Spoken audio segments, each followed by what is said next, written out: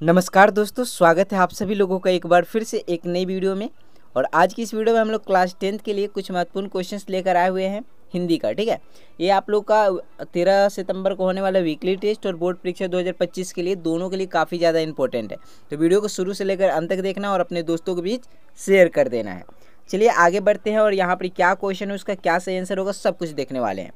तो यहाँ पर आप लोग का विषय देख सकते हैं हिंदी है। ठीक है, क्लास 10th और ये प्रैक्टिस सेट 3 है। मतलब इससे पहले 2 प्रैक्टिस सेट और अपलोड हो चुका है, चैनल पर नहीं देखे हो तो जाकर देख लेना है। ठीक है, इस वीडियो को पूरा देख लीजिए, उसके बाद जाकर देख लीजिए, उस वीडियो को देख कर आइए, उसके बाद इस वीडियो को देखिए।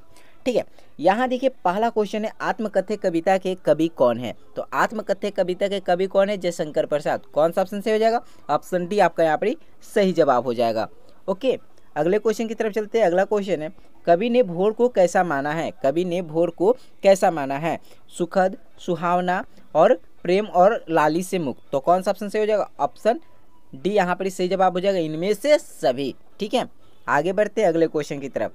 यहाँ देखिएगा 3 नंबर क्वेश्चन है, आत्मकथ्य कविता में कौन सा गुण विद्यमान है?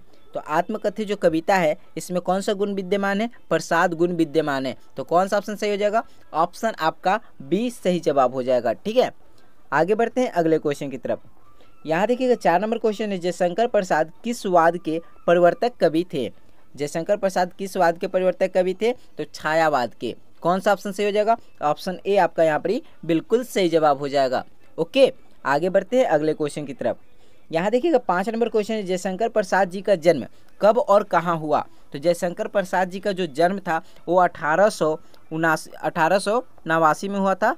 ठीक है, और ये कहाँ पर हुआ था? काशी में हुआ था। ठीक है, ऑप्शन सी आपका यहाँ पर सही जवाब हो जाएगा, 1889 काशी में। ठीक है, आगे बढ़ते हैं अगले क्वेश्चन की तरफ।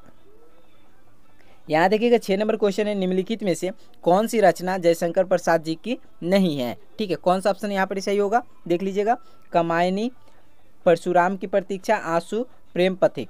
तो इसमें से कौन सा रचना जयशंकर प्रसाद जी का नहीं है? तो परशुराम की प्रतीक्षा, ये जो रचना है जयशंकर प्रसाद जी का नहीं है। तो ऑप्शन बी आपका यहाँ बिल्कुल सही जवाब हो जाएगा। ओके, आगे बढ़ते हैं अगले क्वेश्चन की तरफ। यहाँ देखिएगा 7 नंबर क्वेश्चन है, पतियों का मुरझाना किस ओर संकेत करता है?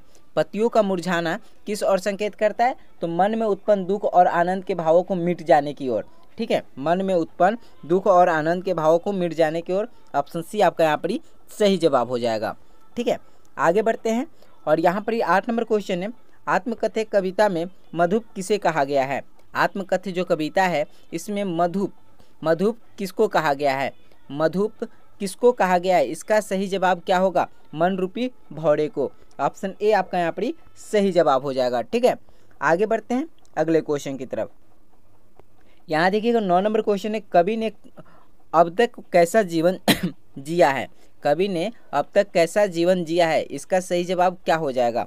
दुखदायी, सुखी, स्वतंत्र और इनमें से कोई नहीं। इसमें से कौन सा ऑप्शन सही हो जाएगा? चलिए आप लोगों को बता देते। कवि ने अब तक कैसा जीवन जिया है? दुखदायी जीवन जिया है। ठीक है, ऑप्शन ए आपका यहाँ पर सही जवाब हो जाएगा। ठीक है, आगे बढ़ते हैं। अगला क्वेश्चन है 10 नंबर, पंथा क्या है? पंथा का मतलब क्या है? पंथा का मतलब क्या है? मार्ग। ठीक है, मार्ग। ऑप्शन ए आपका यहाँ पर सही जवाब हो जाएगा। ठीक है, आगे बढ़ते हैं और यहाँ देखिएगा 11 नंबर, कुछ अब सब्जेक्टिव क्वेश्चन देख लेते हैं। 10 तो हम लोग ऑब्जेक्टिव देख लिए, अब सब्जेक्टिव क्वेश्चन देखेंगे। यहाँ पर 11 नंबर क्वेश्चन है, कवि आत्मकथा लिखने से क्यों बचना चाहता है? इसका क्या उत्तर हो जाएगा वो देख लीजिएगा। कवि आत्मकथा लिखने से इसलिए बचना चाहता है क्योंकि उन्हें ऐसा नहीं लगता है कि उनके जीवन में कोई आनंदित घटना हुई। आनंदित का मतलब खुशी वाला कोई घटना घटी है। ठीक है, जिसे वे लोगों को बता सके।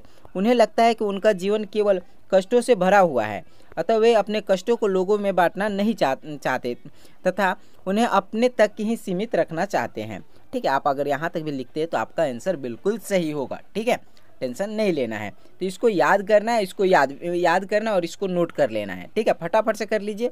चलिए आगे बढ़ते हैं और अगला क्वेश्चन है हमारे पास 12 नंबर, आत्मकथा सुनाने के संदर्भ में अभी समय भी नहीं, कवि ऐसा क्यों कहता है? ठीक है, इसका क्या उत्तर हो जाए वो देख लीजिएगा।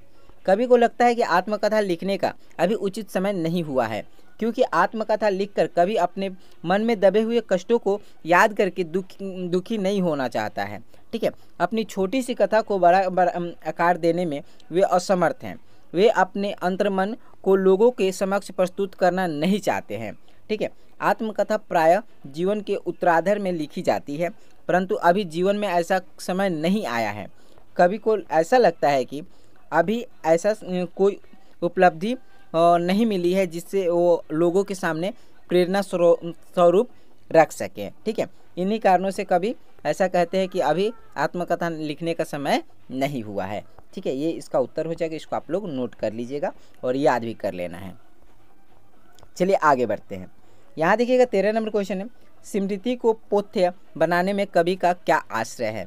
ठीक है, तो इसका क्या उत्तर हो जाएगा वो देख लीजिएगा। स्मृति को पोथ्य अर्थात रास्ते का भोजन या सहारा या संबल बनाने का आशय यह है कि कवि अपने प्रेम की मधुर यादों के सहारे ही जीवन जी रहा है। ठीक है, ये इसका उत्तर हो जाएगा। इसको आप लोग नोट कर लीजिएगा।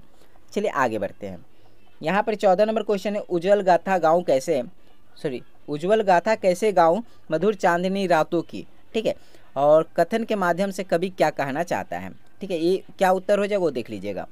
इस कथन के माध्यम से कवि कहना चाहता है कि निजी प्रेम के मधुर क्षण सबके सामने प्रकट करने योग्य नहीं होते।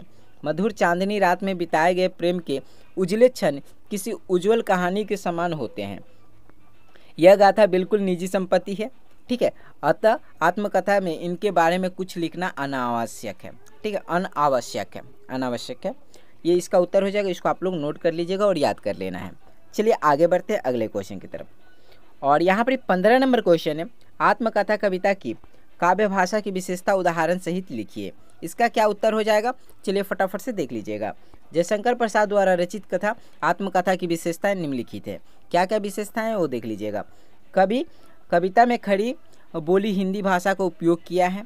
ठीक है, आगे अपने मन भावों को व्यक्त कर उसमें सजीवता लाने के लिए कवि ने ललित सुंदर एवं नवीन बिंबों का प्रयोग किया है। ठीक है, ये इसका उत्तर हो जाएगा। ये 3 नंबर नहीं होगा, यहाँ पर ही बिंबों का प्रयोग किया है, जैसे जिसके अरुण कपलों की मतवाली सुंदर छाया में अनुरागिनी उषा लेती थी, जिस निज सुहाग मधुमाया में। ठीक है, ये इसका 2 नंबर पूरा यहाँ तक होगा। ठीक है, और यहाँ पर आप लोग का ये 3 नंबर आपका होगा।